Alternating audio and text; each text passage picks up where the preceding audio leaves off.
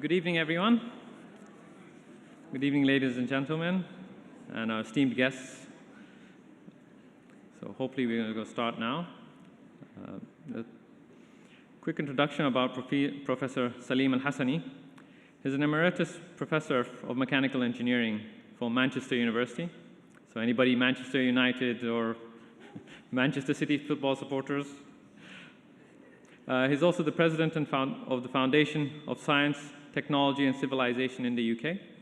It's a non-profit organization, non-political, non-religious, and is founded about 7,300 days ago.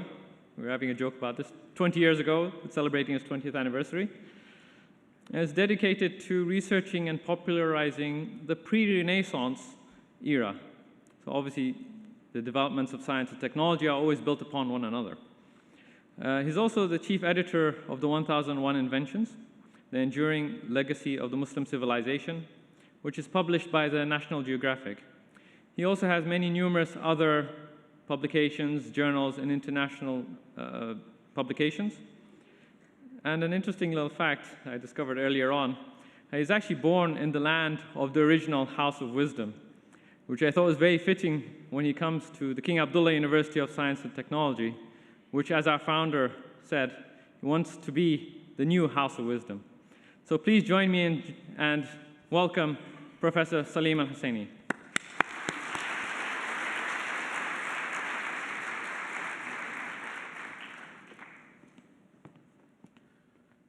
Thank you very much, Dr. Maaz. Assalamu alaikum. Good evening. Thank you very much for coming in such a wide attendance to see a variety of audience here. Men, women, young, old, different nationalities. This is excellent. This is the sort of atmosphere I enjoy because then it will make the point that I would like to make in this lecture. What is this title? The title was chosen by somebody else, not me. I was going to talk about slightly related subject, but I think it's quite appropriate to say time and the golden age of Islam. That brings in the concept of time because chaos is celebrating time. Now, calculating time has been from kingdoms come as a long time ago when people began to want to measure time and assess it.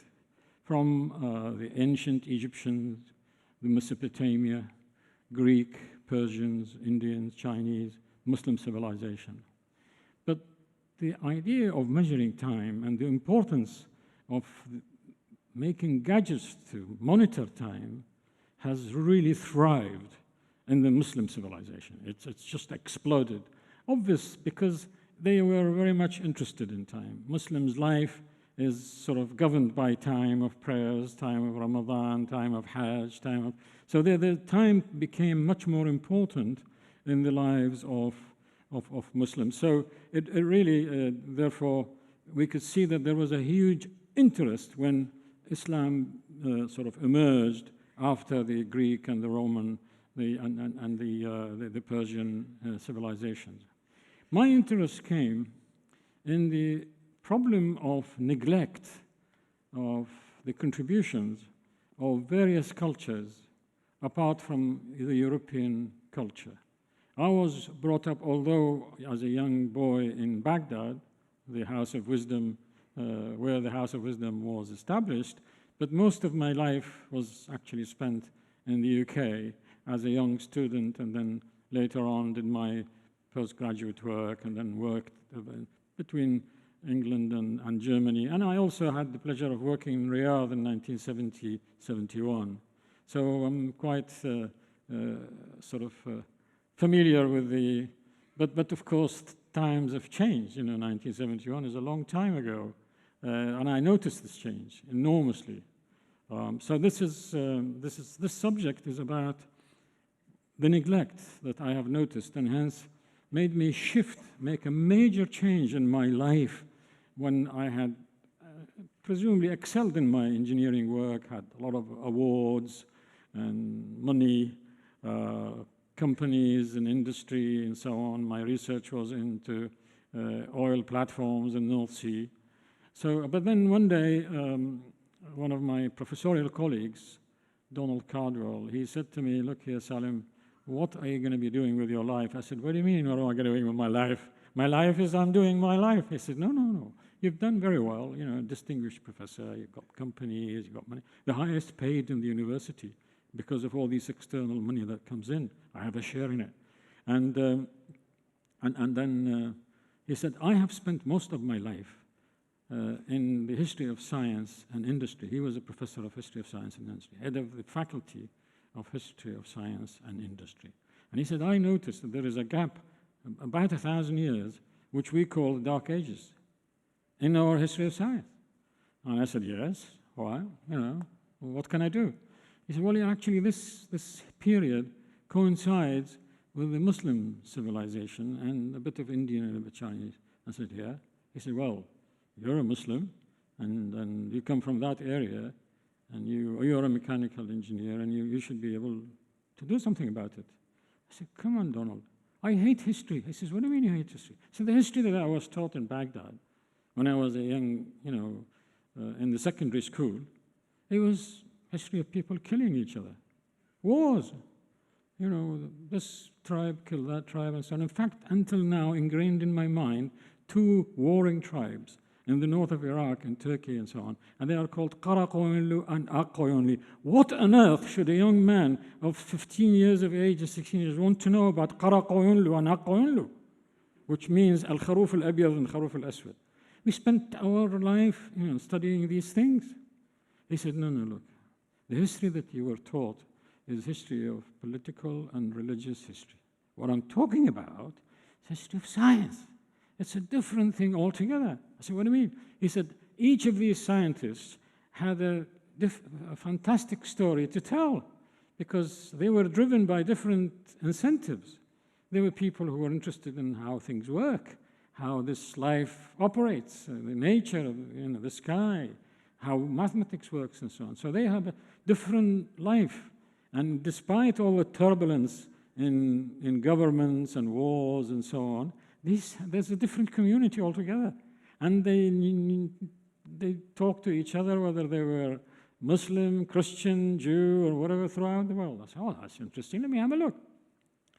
As a professor, of course, what you do is you do a feasibility study. You find out, is this a worthwhile area to get into? And in fact, I was gobsmacked when I found that he was saying the truth. It is actually a huge gap. You go to the book of physics, you turn from page 1 to page, whatever it is, 350. I think in my time it was Nelkin and Parker. I don't know whether there's still people to use this for A-levels and so on. And you take the name of each inventor or each scholar, you know, like Newton, Maxwell, and so on. You put them down on a timeline. You start from Archimedes and Pythagoras and so on, and then towards until recently. And you find the names European. Well, recently a bit of American, but European origin. There's none, well, almost none, Indian, or Chinese, no Muslim. Now that's strange. Does that mean these people didn't have any contributions to make? That was the question. So to me, it was really an interesting subject. Oh, well, actually, there's something that one can go into and produce something new, and there it was. It took my life, and that's what brings me here. Because since 20 years now, when I took early retirement, that's why I am named as emeritus professor, right? It means a retired professor who still holds the position in the university, but without any work for the same subject that one is a professor of. So, let's see. There was a book at that time when he asked me to have a look. My feasibility study took me to this book. And you see this book, it says the people who made technology from the earliest times to the present day. So that means he's got it all. If you want to know about history of science and technology, you read this book. It's a huge book. It's a coffee table book. And, you know, it's sort of every 2 pages is about a scientist, right? So the page, this page here is 14, and 15 is the next one, which I'm not going to show you the 15. So this is 14, which is Archimedes. And notice the date. I'll get it come out of the board for you. That's the date. So that's this page. The next page will be 16, because the other page is not showing you that. The one follows in time, chronological. Right? This is, do you notice the difference? Let's go back. Archimedes, BC, right? And then you have a huge move with nothing, no pages in between, to Johannes Gutenberg at 1400. And then Leonardo da Vinci comes in.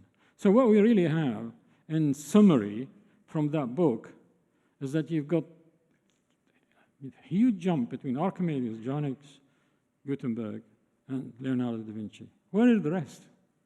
You've got hundreds and hundreds that follow after that.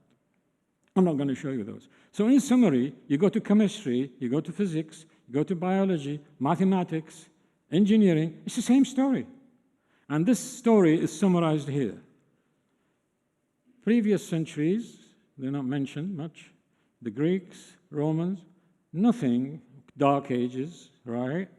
And then the 15th and 16th century, we have the European Renaissance, when Europe suddenly woke up and showers from the sky of all knowledge comes in just like that. Mathematics, physics, chemistry, and everything. This all seem to come suddenly, right? And then we are followed by the Industrial Revolution, when the science and knowledge now is directed towards making things. And economy has taken over, market forces began to operate so that it began to become commercialized. And then you have modern day civilization. What really should be taught is something, that have to fill in that gap. So, so when you want to look at it again, you find that even in Europe, we don't have Europeans with Arabic names mentioned there. And yet in that time, the red part, this is the time when we call Al-Andalus, Muslim Spain, smack in the Dark Ages and Medieval Ages, but no reference to it. And there are hundreds and hundreds of scientists and scholars and medical people and engineers and architects and so on, nothing mentioned. And it really is very sad, because we're not being educated properly. It seemed to sort of only one-sided.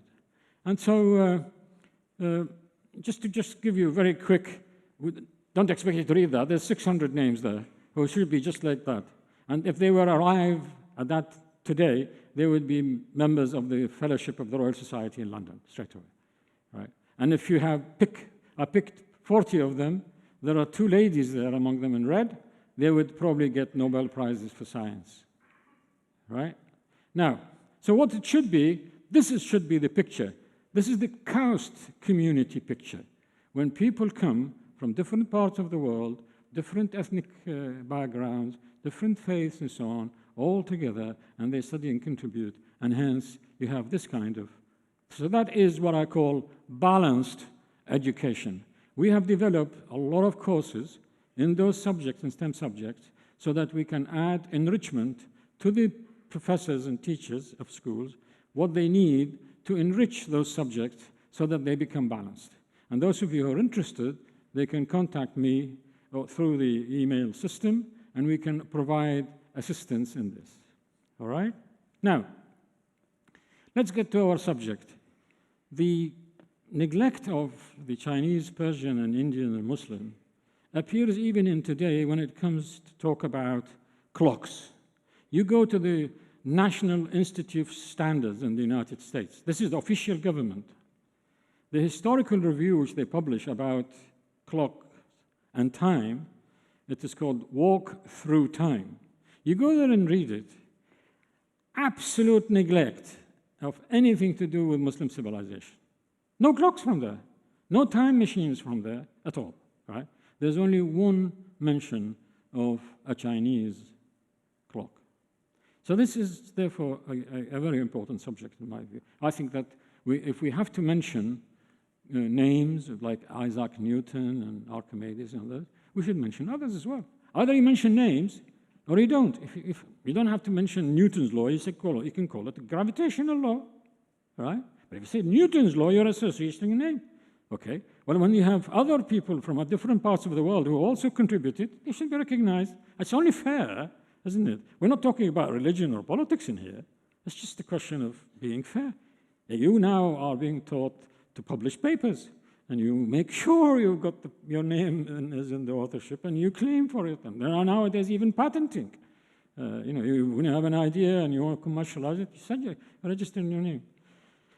There were no patents in those days, and there was a lot of transfer of technology. So in that particular time, what we call the golden age, there are a few important things that have actually happened. The first clock, really sophisticated means of measuring time that we can have in record in terms of Muslim civilization in Baghdad is the one that is from Harun al-Rashid.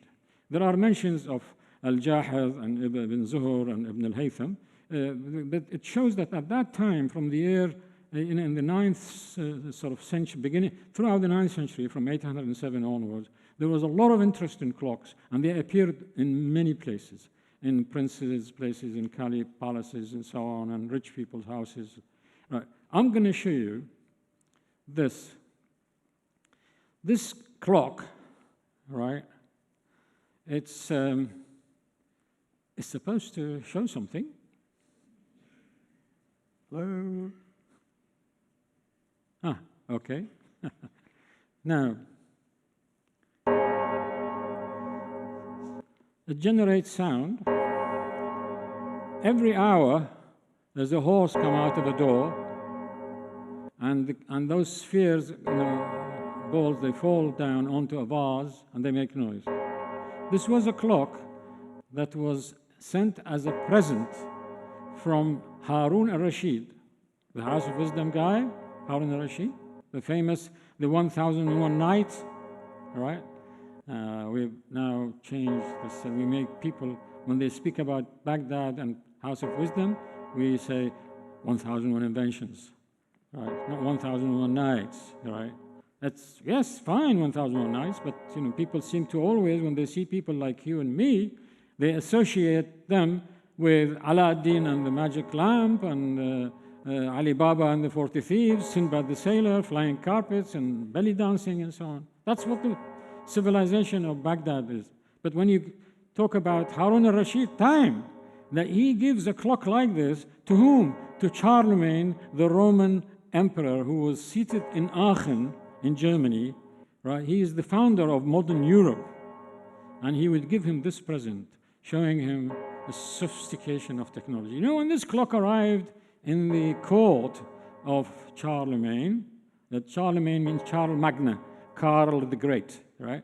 When it arrived in the court, and all his ministers and so on, and the delegation who came and they set it up, the delegation was led by a Jewish guy, by the way, and he learned how to do this from Baghdad.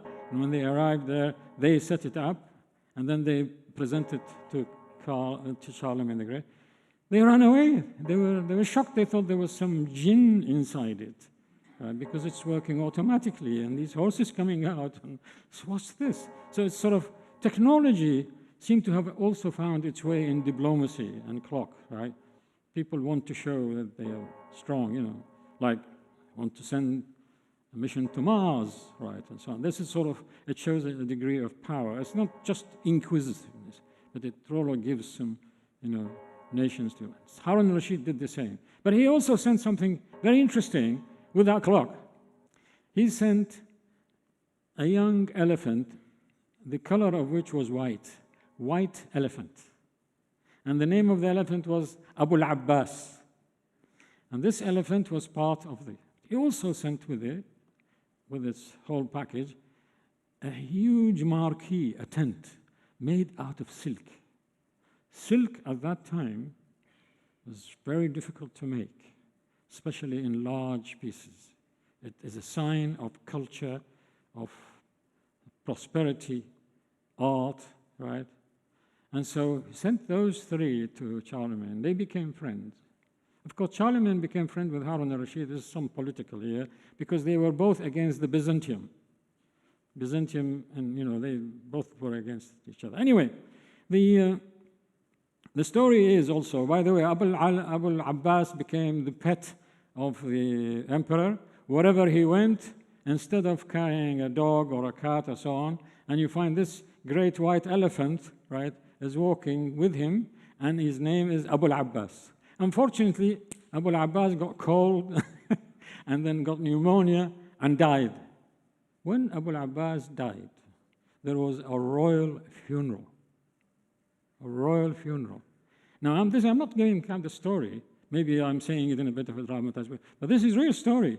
And this is from the French archives that record what happened in the court, what happened. The details of this clock are not only from those archives, but also from Muslim manuscripts. And these clocks have been described. One of the fine descriptions of such clocks is you never know where you can, where to find it. And Imam al-Ghazali, the one who wrote Ihya Ulumuddin, the famous faqih, Ghazali, he has a section in one of his books about al-qadr, about whether things can happen by chance or not. And he was declaring that there's nothing like chance. And he says every action must have been preceded by a cause. And that cause was preceded by another cause. So he's like, in his time, there were no dominoes, so he can describe to the public about the domino toppling one bit to the other to show you there is a chain reaction. So the last domino has moved because you have moved the first domino, and the second and the third, they knock at each other. So Al-Ghazali was trying to explain to the readers this process, but he described the water clock, how it works. This is incredible, isn't it? So that means that water clock was quite popular. In order to give you a religious example and show you how things occur, he shows you how the water tank in a clock, and there is a float, and as you put some hole in the tank and the water bleeds out, right, the float will come down and it pulls the pulley. He described it to us, and so we have transferred this description into engineering drawings, and then we made animations. So that's your Harun al-Rashid. Now, this business of what is the secret behind telling time, it's just a hole in a bucket. That's how they use that. They call it clepsydra. There's a bucket of water, there's a hole on the side. As the water comes out, the water level comes down. And as the water comes down slowly, you can use it to tell time. The Greeks, the Pharaohs, the Mesopotamian people had done that, and it's called clepsydra. And out of that, like we find that in some of the pyramids and so on. We find this in many cultures and civilizations. These clepsydras then become more and more sophisticated. And one of them is by Al-Jazari that we have here, which is called the beaker clock. A guy who's sitting on the top with a pointer in his hand and telling time as it goes round. And this is how it works. It sort of, as the water bleeds out from the bottom, the float comes down, and then it turns a pulley, and things happen. But this motion can be transferred to all sorts of other things. It can be transferred into machines, like in this one in here, it's by Archimedes in the Greek time, and another one here, another advanced clepsydra by Stipius, and the Chinese. The problem here, by the way, when you have water coming out of a tank or a bucket, it doesn't move slowly. You need to control this. So either you control it by having different buckets, like now, and here, you see this in here, that's how the Chinese did it, or you shape the bucket.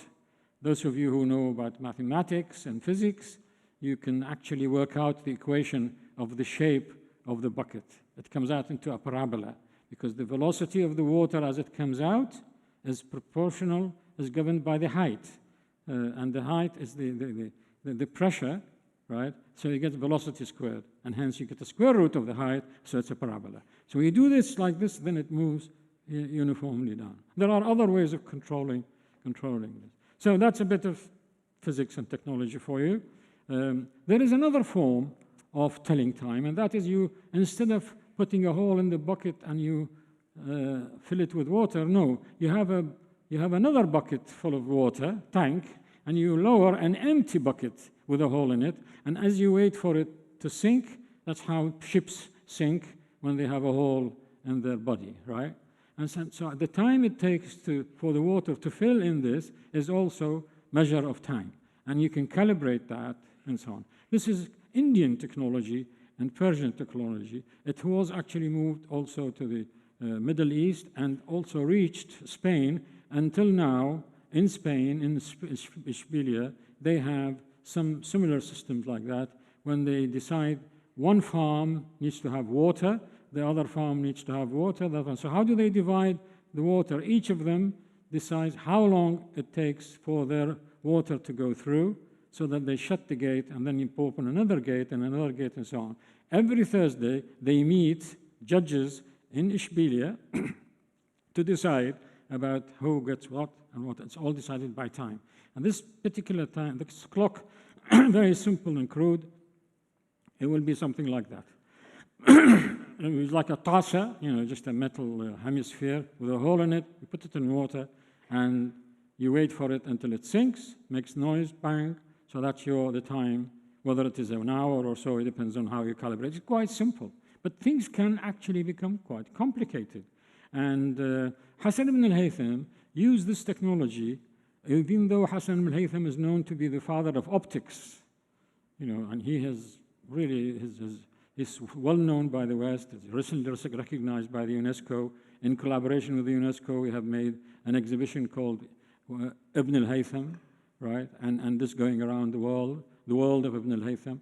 The work that he had done is enormous, but he was originally from Basra. Before he goes to Egypt and get involved in the making of this book, the Al-Manazir, the book of optics, he was an engineer in Basra, and he made, in one of his manuscripts, he described a clock.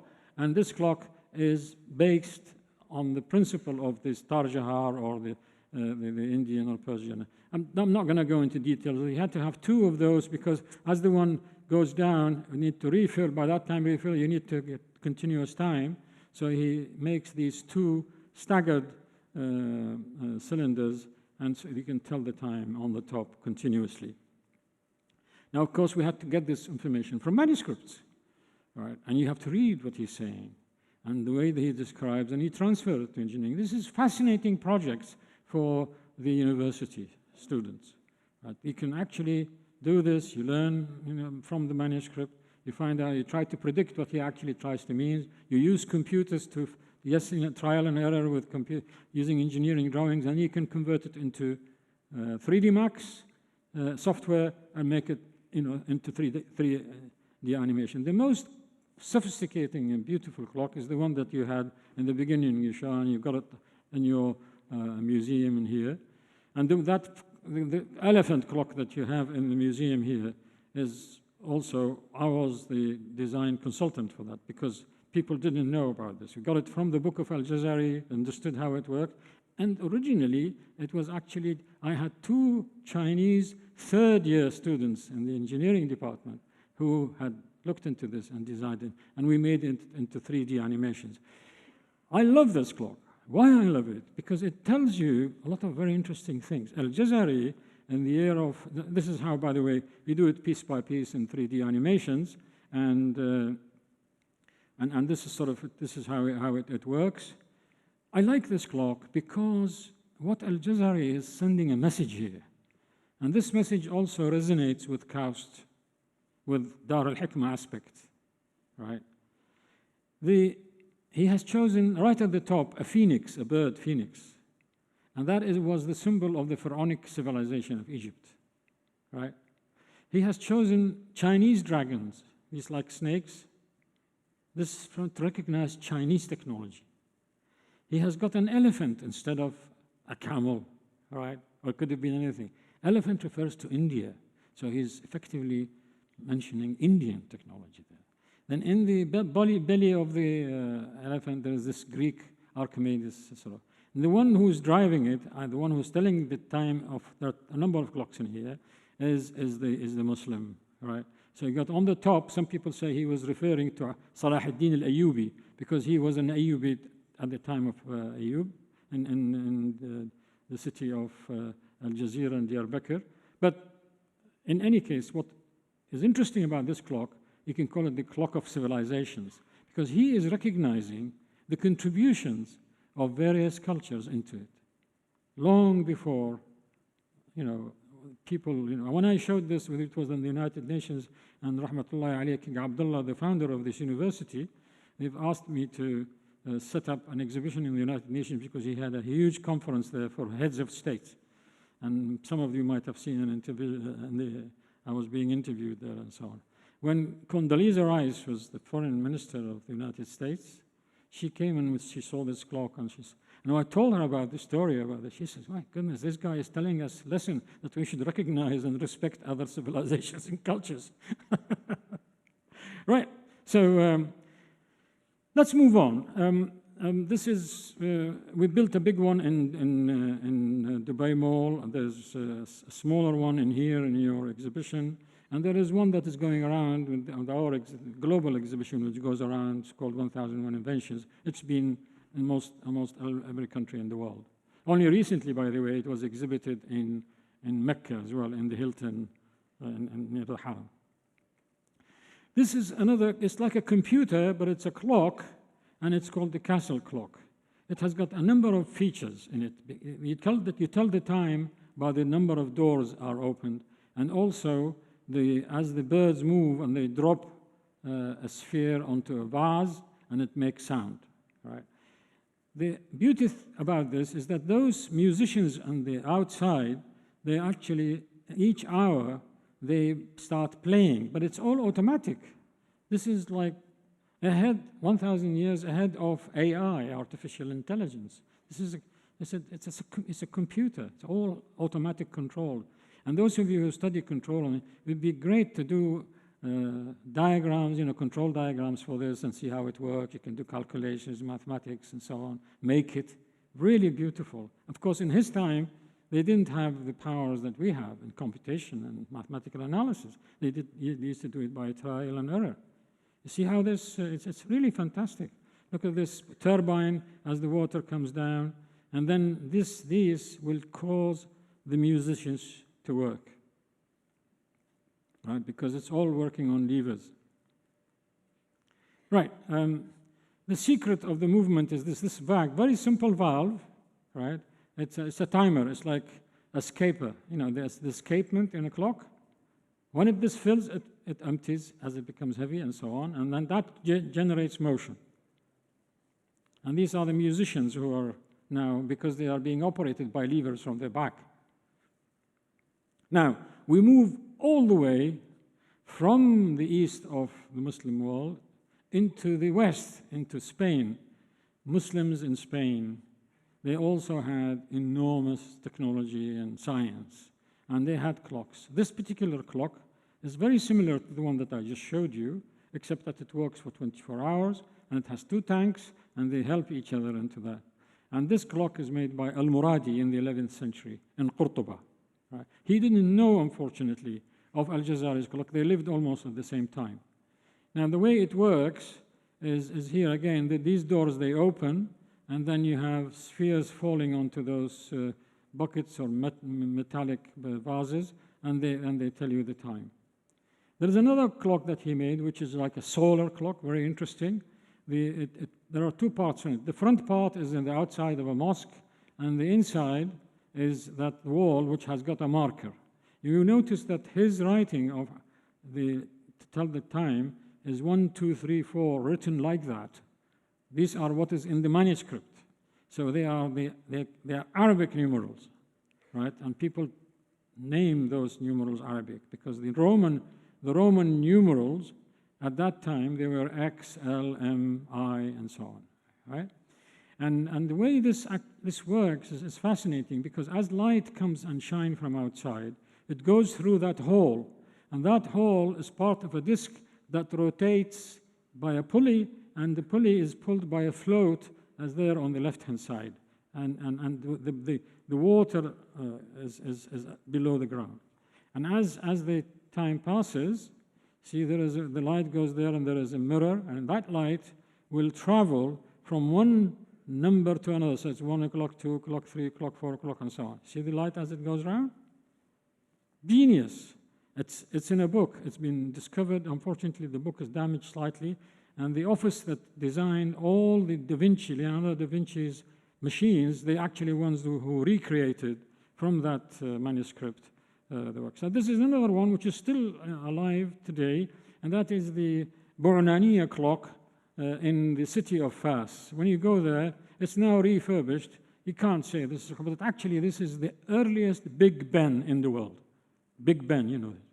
It gives you enough sound for the city to hear.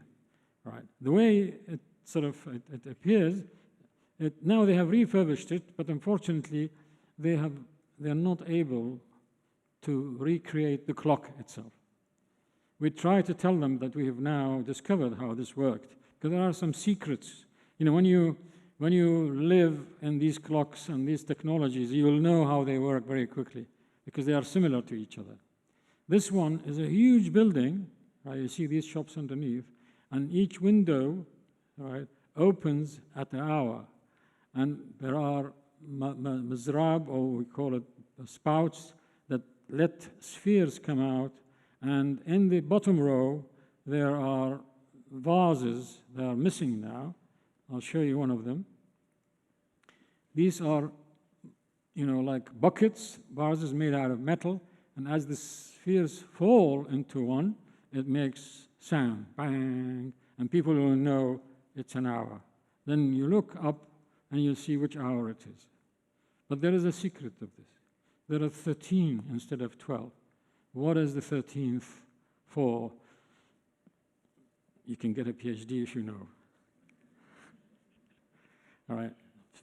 Very interesting secret, because it has a lot to do with the way it is controlled and the time it requires to refill and so on. It's very, very interesting.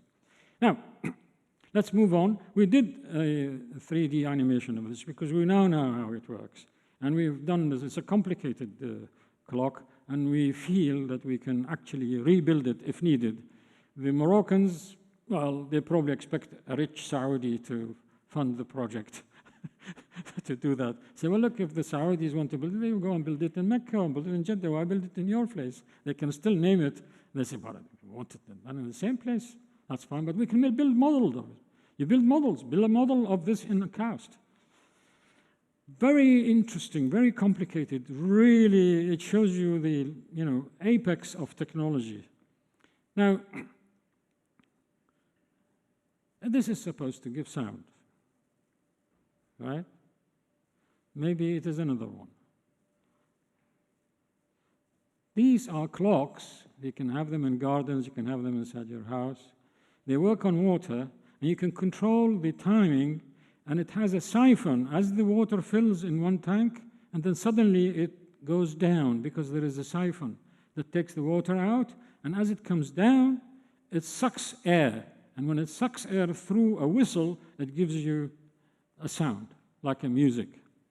And there is another timer which is interesting, and that is the wudu making machine.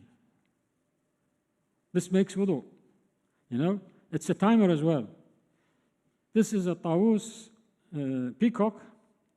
You bring it to the guest is sitting on the floor, and the guest wants to do wudu.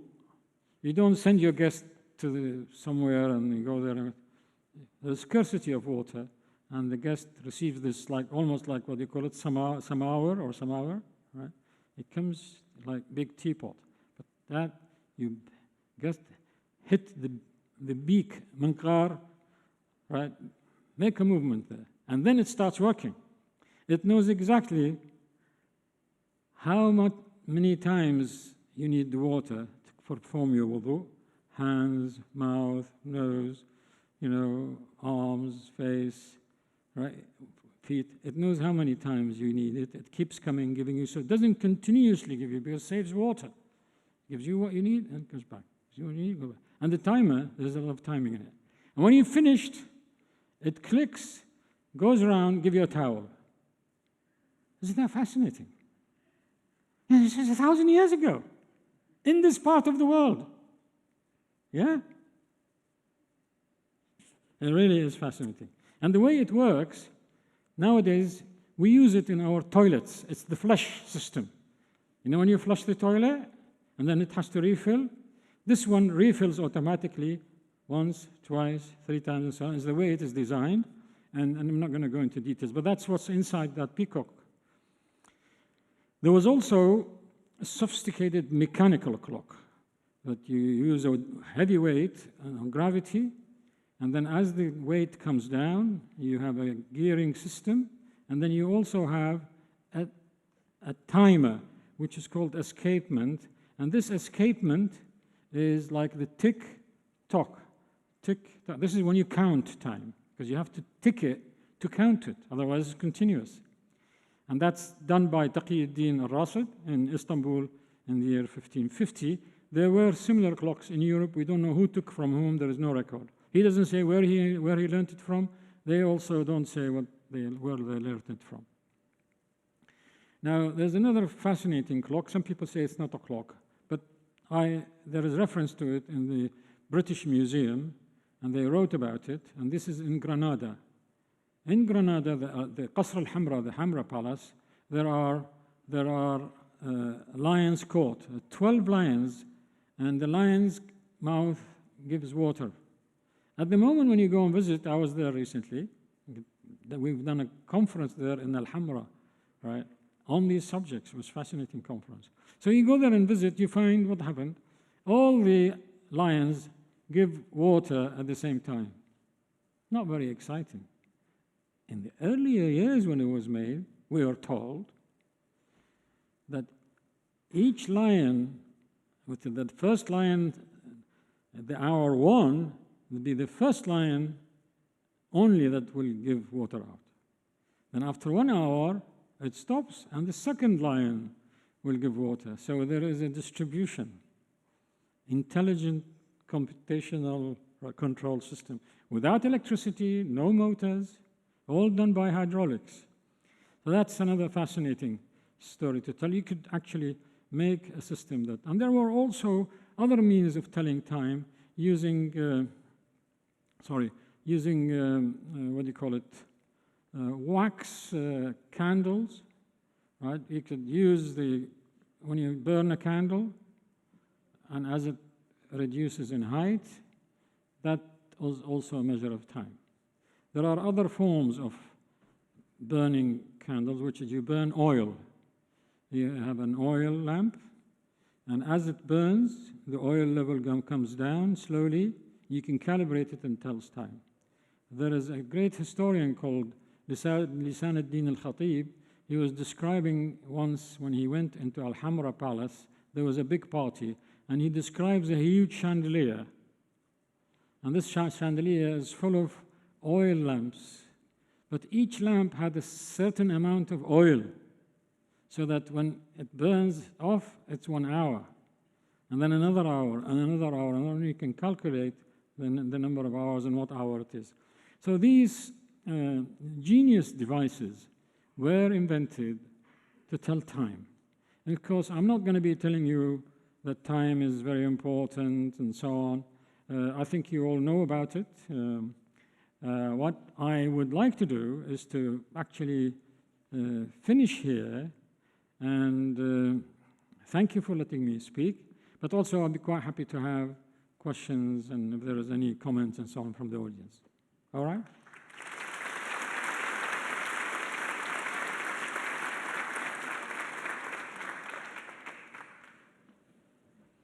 How am I going to hear that young lady? Is there any? Good. There's a floating box.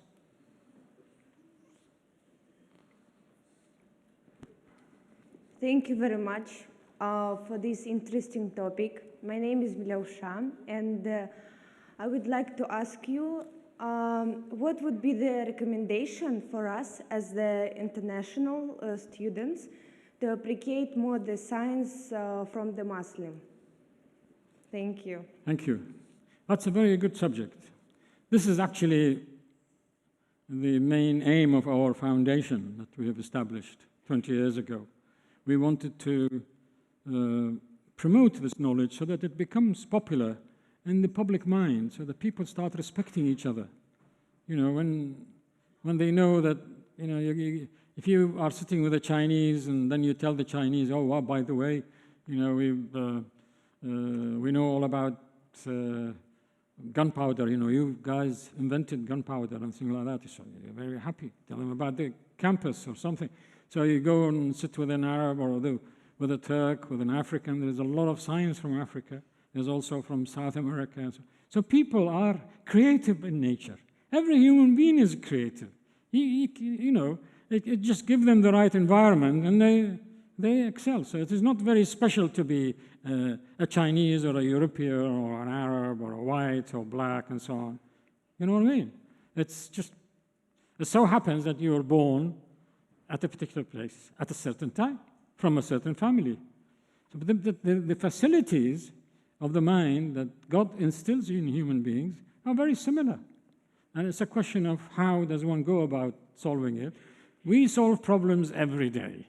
When I came in here, I had to solve a problem. I have to rush to go and put my suit on, to get ready on time, and so on. These are all various problems. And you come in here, we found the car park is blocked. We have to find another way. So these are solving. So the same thing, in order to come in here, you have to solve challenges, problems from the morning. Right? Even kids, they have to get up to bed, you know, go to the school to take the books with them and so on. But the problems that these people solve, they are not felt. They don't influence society. They don't touch the public conscience. When does this solution become important? Is when it hits this whole society. It is like a medicine that improves cancer, or a medicine that's, so then it becomes, you know, it's the same exercise of the mind of solving a little problem. It's the same exercise, it could be solving that, but it so happens that particular solution make a huge invention, and then you get a lot of money, you get a lot of recognition and so on, people will be talking about you.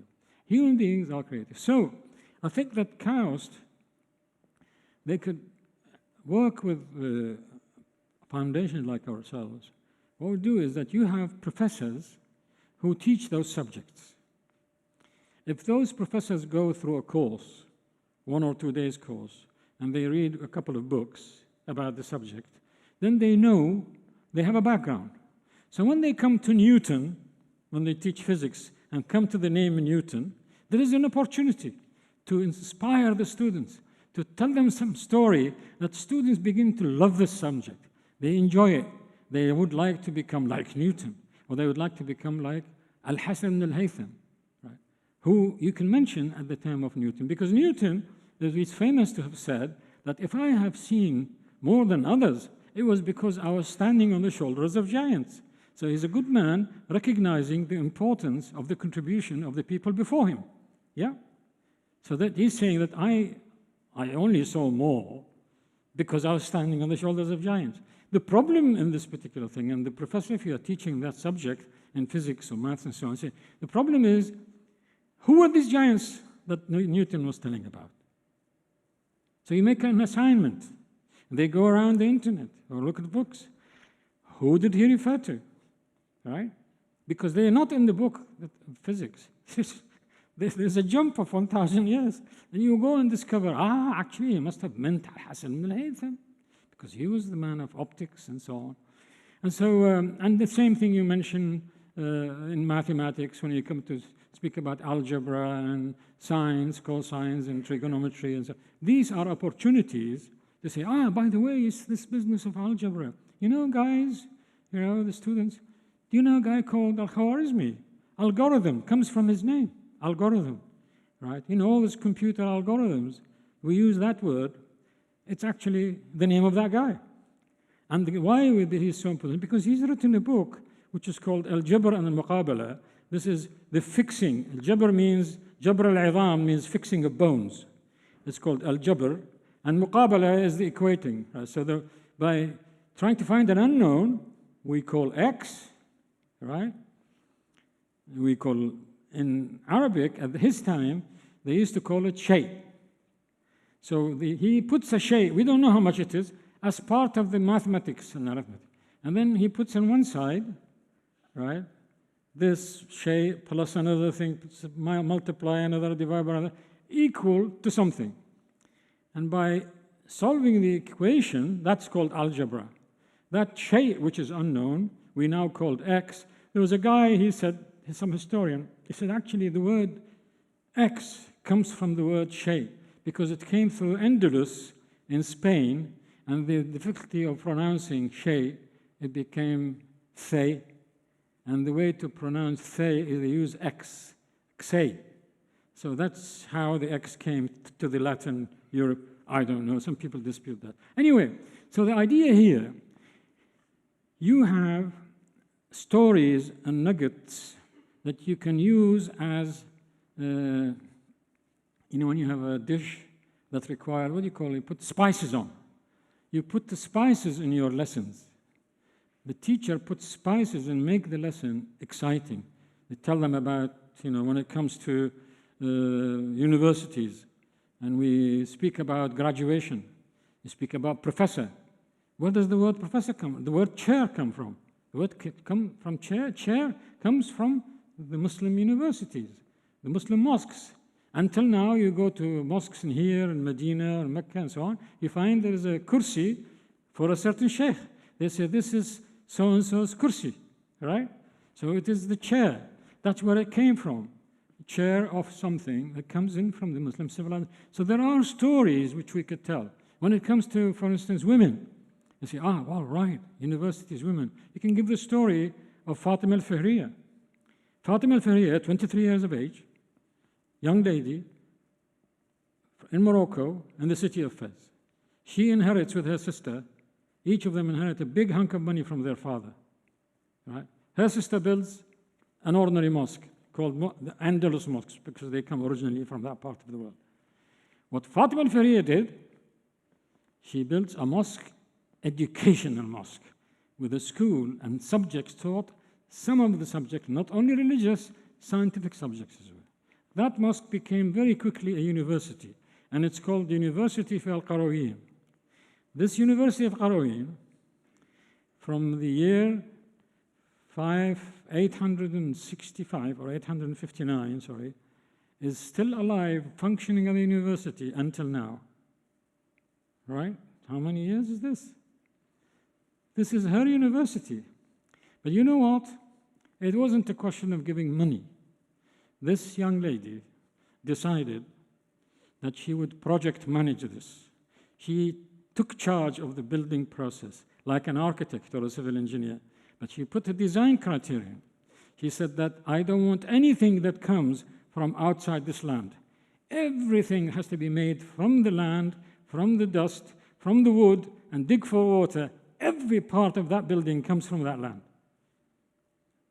And on the day of the launch, when you open, they didn't have cutting ribbon at that time.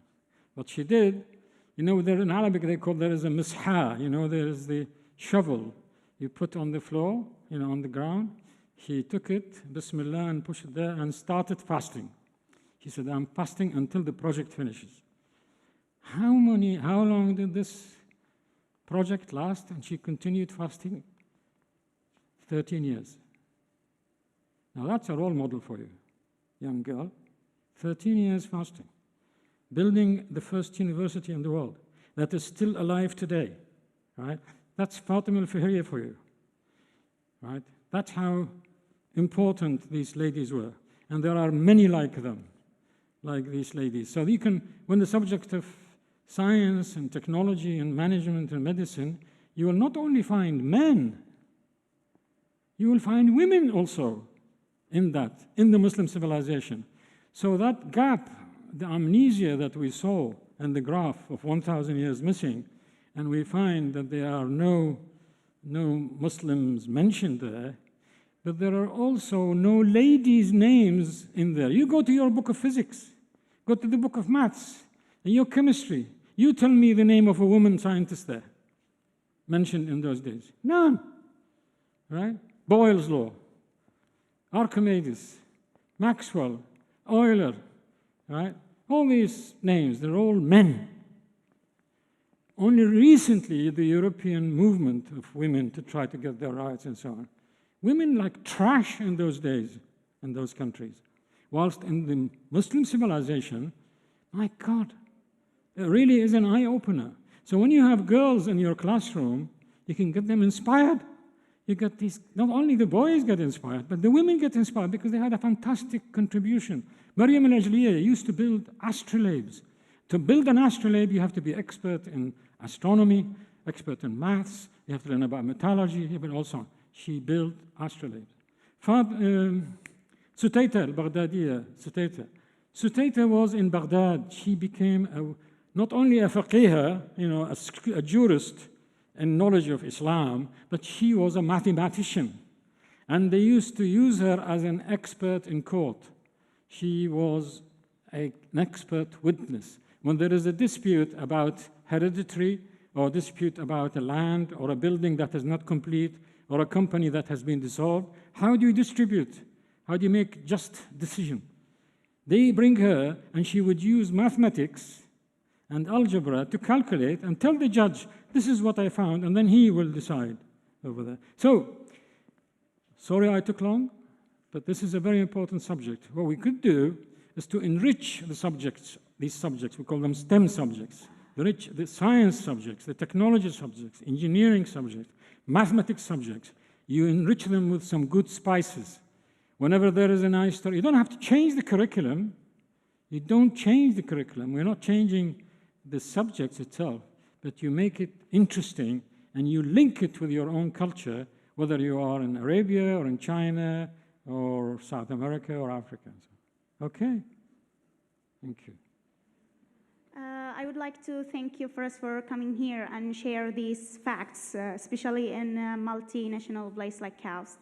So my question is, wasn't the measuring the shadow from the sun also one of the earliest measuring calculator for Muslims, especially for time for prayers? Yes, thank you so much. You mentioned that because this is what we call the sundial. Yes, I've forgotten to mention this. This was a very popular one, but what the challenge in this is, what Muslims were very good at, and other people from different parts of the world, they always use, pillar, because it's a very easy thing to see, a shadow, and it's going around, changes height, so you can tell and calibrate it. I've seen one outside here, right? But the challenge is, you make a sundial that works equally the same in winter and summer. All right? That is the challenge. How can you do that? Because the sun position changes. The brilliancy of this is that you have to know geodesic, you have to know the planet Earth and the geometry, how it tilts, and the movement of the Earth about itself and its wobbling, and also the movement in the orbit around the sun, on the location, and you work out. We tried one in Manchester. We built one in Manchester and put it on one of the walls in one of the buildings there. And we need to have a huge, powerful computer to solve these equations to actually find that. But in those days, they had some other experiences. And you find there are some sundials. One of them is in Damascus Mosque. Well, I've seen one in Damascus Mosque in Jumaynaway. I've seen one in Isfahan when we visited some 15 years ago. I had some Iranian students and they took us there. And there is one in China. There are very clever, they are independent of sun, of winter and summer. So that's the challenge. This is really a common technology, but the machines that started building, because you can tell at night, the water clock, the importance of the water clock, that it works at night. I tell you what, I've actually finished a book on the history of clock, and I called it The Journey of Clocks in Muslim Civilization. Unfortunately, my publisher has been sitting on this book, right, for the last 1.5 years, doing nothing. And I said, look, I wanted this book because I'm giving this lecture. I want it, and I'm sorry. He's short of money. I said, look, give it to me when we put it in the public domain and publish it in Google, He said, no, I spent so much money, I want my money back. Anyway, so why I mentioned this is that in this book, there are quite a number of very interesting, the devices, and it shows a lot more than what I've mentioned in there. the beauty of to be in here, and because you're so close in Mecca, I asked a number of people in Mecca who know about Islam and so on. They call them fuqaha and so on. And I asked them, I said, look, I have seen these clocks in the Muslim world, 807 Harun al-Rashid. Now, can you please tell me, I heard that Harun al-Rashid goes every other year, he goes to Hajj, to Mecca. How can we not find a clock there? When he gives presents, wouldn't there be a clock there? We don't know. So, not a bit of digging. This is a good topic for PhD, to find out the clocks of Mecca. I can help a little bit because I found some. There was, about 300 years ago, the oldest picture of Kaaba, there is, just where Zamzam is now, there were two domes, qubbatain, right? One of them is they called Ghurfat al-Maktaba. This is the book room, library. And the other one, they call it Ghurfat al-Sa'a. Now, when I showed it to some of these respectable characters and so on, I don't want to mention names, they say, yeah, that was a sundial. They call it mizwala. You know, mizwala means you look at the zawal of the shadow, mizwala. I said, I'm sorry, it cannot be mizwala because it's indoors. There is no sun indoors. This is a clock room. The mizwala is outdoor. Give up. Then anyway, that disappeared. That dome disappeared. I don't know what happened to it. Then suddenly, at the time of the Ottomans, because what happens is they started making clocks using European clocks. And so there was a pillar where the big clock tower now, there was another small tower in Kaaba. Right? They replaced it with that. So that one of the earliest Ottoman clocks in the Kaaba but it was actually made. It was made, I was told, in the UK. And somebody said, he was joking, he says, probably it was made in Manchester, where you come from.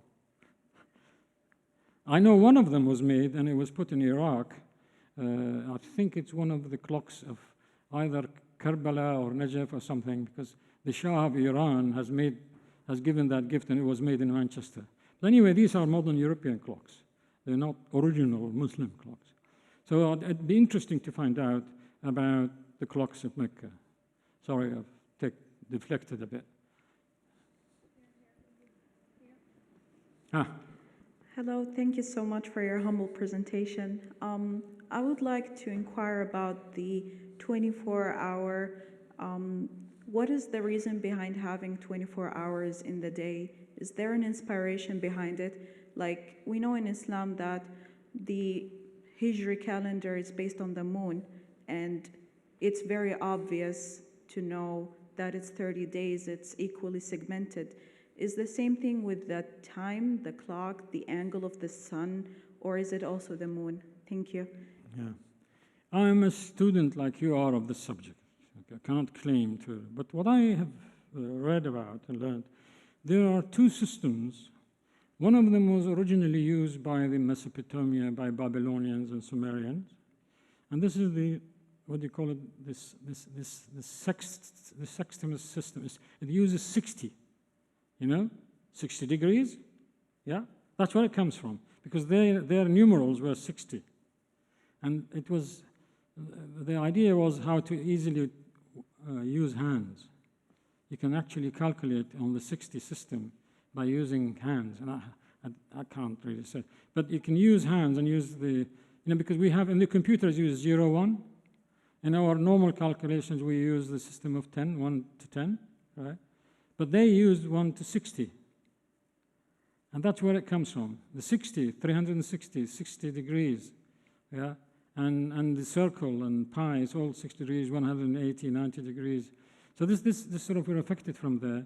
And the idea of dividing the Muslims, they did not have 24-hour system as such.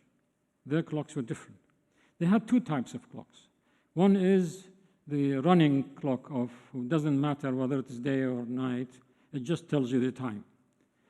But the Muslims, religious communities, and they were mainly religious communities, their clocks were different because they take the beginning hour is the one sunrise. And it ends sunset. So that's the day. And their 12-hour is divided on those days, and on this day. So it will be different hour each time. The length of each hour is different, right? So the day being short, so it's a short hour divided by, the middle will be the Zuhr and Asr and so on, yeah? So that's what they did. And at night, of course, you have to use a different system because not the sun, you may be using candles or whatever light or using water clocks, it's the same. So this is a different system, which is the one that you referred to. But the other system is that equal hours, like the one we see in Bornania and many of the Muslim clocks, they just sort of look at 1 hour after another hour. It doesn't tell you when is the sun rising, when is the time of Zuhr prayer, and so on. It doesn't tell you that. In fact, there's an interesting, Muslims were really, these great, they were very clever people. They used to name, every hour has a name. Did you know that? Yeah? You know, like Fajr, and you know, there is, every hour it has a name. Let me try to get that, I'm not sure whether we have time, but let me try to get that. It's fascinating, it's somewhere here. It really is just incredible. Right, let's see now. Ah, there it is.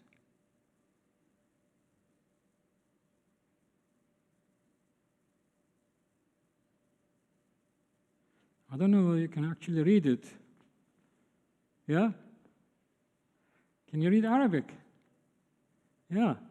See, it has names. Like Al-Fajr at 4 o'clock there, number 4. It doesn't mean it's 4 o'clock, but that's the, before Fajr, there is the Zalla, there's the Zulfa, Al-Bahra, Al-Sahar, Al-Sahar, and then Al-Subh, Al-Fajr, Al-Subh, Al-Sabah, Al-Shuruq, Al-Bukur, Al-Ghadwa, Al-Dhaha, Al-Hajra, Al-Dhahira, Al-Ruwah, Al-Asr, Al-Qasr, Al-Asil, Al-Isha, Al-Isha, Al-Ghurub, Al-Shafaq, Al-Ghasaq, Al-Itmah, Al-Sadaqa, Al-Sadfa, Al-Fahma. Yeah, it's incredible, isn't it? It's really is high culture. You know, you could say we'll meet each other at Al-Fahma hour. They give you the time, they give you the name of that hour.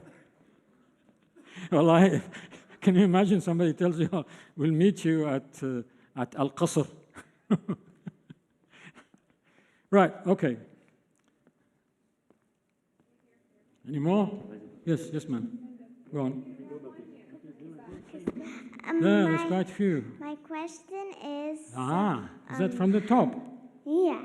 Yes. My question is, so how did people get inspired by other people that made the clock? I'm sorry, I didn't quite get that. So if somebody made a clock, how did other people try to make other ways to do other clocks? Yes, the clock industry is very active. You know, there is something that looks like a huge giant not far away from here, built in the Kaaba, right? That's this huge big clock in Kaaba. Some people are very proud of it, and some people don't like it, right? Because they think that's just overshadowing the Kaaba. But this was a pride. That clock is an atomic clock. It works on the atom, very accurate. And it was made specially, and it was put on the top of the tower.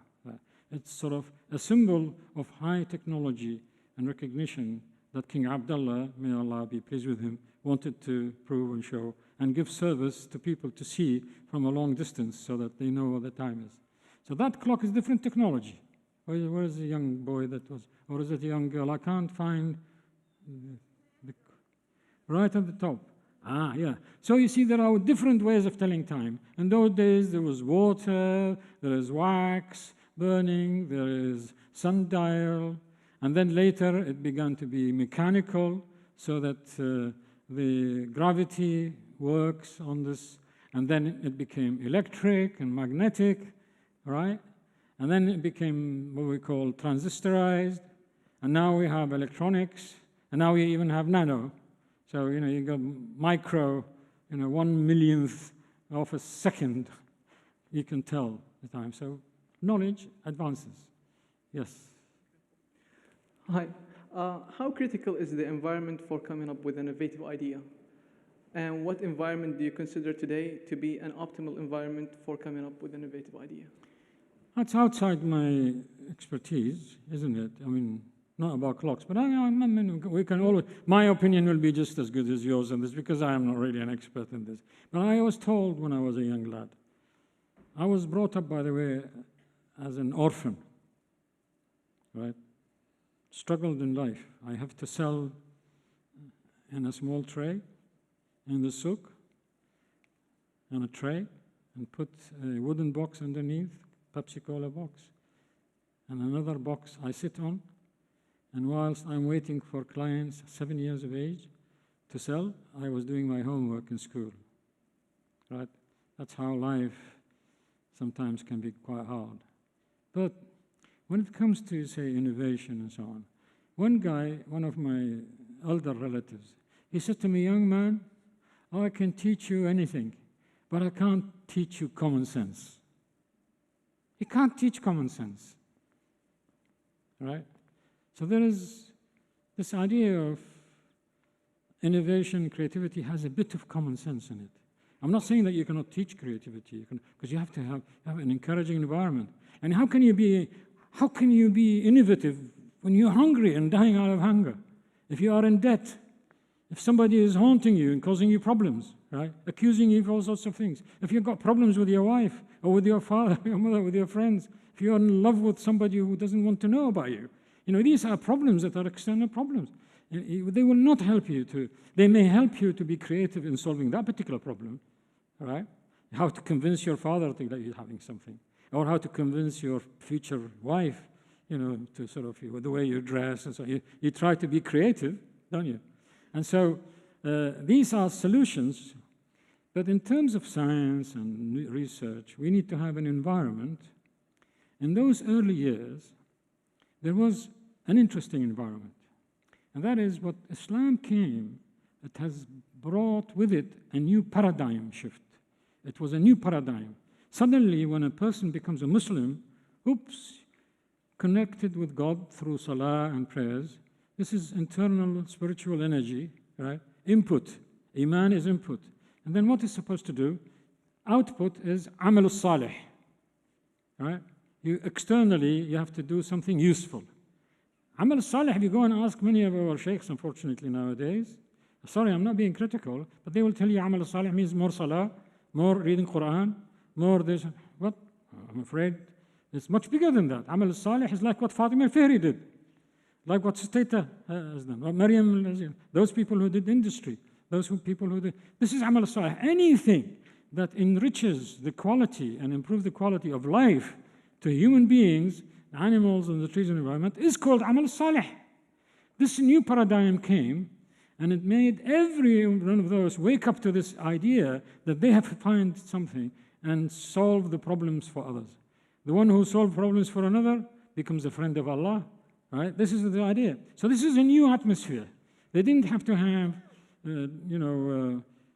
force to do things. It was self-generated interest in knowledge and applying the knowledge. So that was one. Then there were something else. You got somebody who wants to get this done, but he can't. Or he has money. So they set up waqf system. The waqf system, which is endowment institutions, right? These money given by those people will be spent to create that environment so that they can do the research and they can develop and they can solve their problems. Problems in society has to be solved. Not only industrial problems, not only medical problems, not only engineering problems or social, there are also social problems. I found when I was reading about the history of waqf, believe me, it's incredible. There are waqf institutions for stray dogs, to help dogs, astray, to get them to feed them. There are waqf institutions for birds. waqf institutions for animals, that you have to give the horse a rest for 1 day a week. They give waqf to pay you so you don't hurt the animal. Give him rest for 1 week. And I found a very interesting waqf. These young ladies will be very happy to hear about it. You know what this waqf is about? It says, this waqf is for the zawjat al-ghadibat, the angry wives. Waqf donation, to help angry wives. How is that? You find many of the hammams in the Muslim world, there are special areas for ladies. And these ladies, they go there to wash and so on, they call it hammam. And they sit down and then gossip and talk to each other. Normally, a woman comes angry from her husband. She comes there, she comes out feeling happy. Why? Because she finds, oh, thank God, my problem is nothing compared with the other people's problem. All right, I give up. Thank you. Here. Right here. Ah. My question is, what happened to the Muslim society after the Golden Age, and they were rising up to the top, and then suddenly Europeans go. You are a clever boy. You are. Somebody told you to ask me this question because I'm not going to go political. But I can tell you something. They say, an Arabic example, they say, ما طار طائر وارتفع إلا كما طار وقع, or something like that. Civilizations, my boy, they go up and they come down. Like companies. You make a company, it starts set up, good investment, lot of enthusiasm, you do very well, then some new generation comes in. And this new generation, it's like your father. Father worked so hard to get to what he did. Then you come. You're enjoying your father's money and his success and your mother, right? So you don't work as hard as they do. Now what happens when you grow up, you get your child. He is even less interested than you are. So the third generation starts wasting the original energy that was. This is normally the story, but the story of Muslim civilization is slightly different, actually. There are a lot of, this idea of amal al-salih, which is self-generated interest in asking God to be happy with you by doing work for others, that's gone. That's gone. It become more commercial, right? It's sort of narrow. Now religion and for amal salih, you make taqwa. Rajul muttaqi, oh, he's a nice guy. Actually, amal salih means he's a guy who's just sitting exclusively somewhere in the corner of a mosque. This is called taqi salih. But amal salih, which is to improve society, right, is not anymore linked. It's separated from the faith. Okay, young man? It became narrower, and then they lost it. Right? And then, of course, in history, there was huge problems of wars. There was the Mongols. They came, and they wiped out everything. Right? Muslims never survived after that. Yes, the Ottomans came. They did excellent. They were a warring dynasty. They were so busy trying to defend the Muslim world. But the whole Muslim world was effectively feeding the Ottoman to try to defend. So all the farms and industries, they were manufacturers and providers for a big, huge army going into Europe, army going up to Russia. So the whole Muslim world became sort of busy with itself, and unfortunately, that's what happened. But there are signs that things are coming up, like Kaust. This is very similar to Dar al-Hikmah. You can get Kaust to do a huge change in the world if you all work not for degree only, but to put in your mind that you want to improve the quality of society and humanity. Degree is just by the way. So you don't study so that you get a job. You will get a job anyway, but you should have a higher aim, just like Al-Khawarizmi. Al-Bayruni, Fatima al-Fihri, all these great people, Al-Razi, Ibn Sina, Al-Hasan al-Haytham, they had higher aims. These other worldly problems, they become solved. They are simple. But if you make them your own problem, the preoccupation is to go there and get a higher salary, and then you just get a job, you'll be a very sad person, whether you're a man or a woman. Very sad. You'll never be satisfied. You'll never be happy. You'll be happy when you feel that you have a message in life. You want to improve the society, you want to improve the quality of people, right? That will make you great. The rest comes in. Don't worry. They'll all get there. Yeah. I clap for you as well. Thank you.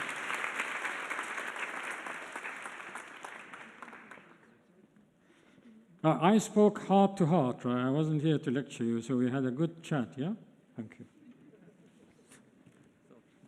So thank you very much for that very enjoyable and pleasant talk. We have a small little gift, which Oh, you'll I be have one a of the gift. few people who can probably actually use it without reading the instructions. It's Astrolabe. Oh, wow. Thank you very much. Excellent. Thank you. All right. Anybody taking a picture? I'm sure there must be. Yes. Yeah? Somebody taking a picture? Oh, there we are. Go a little bit of a distance away so that I can...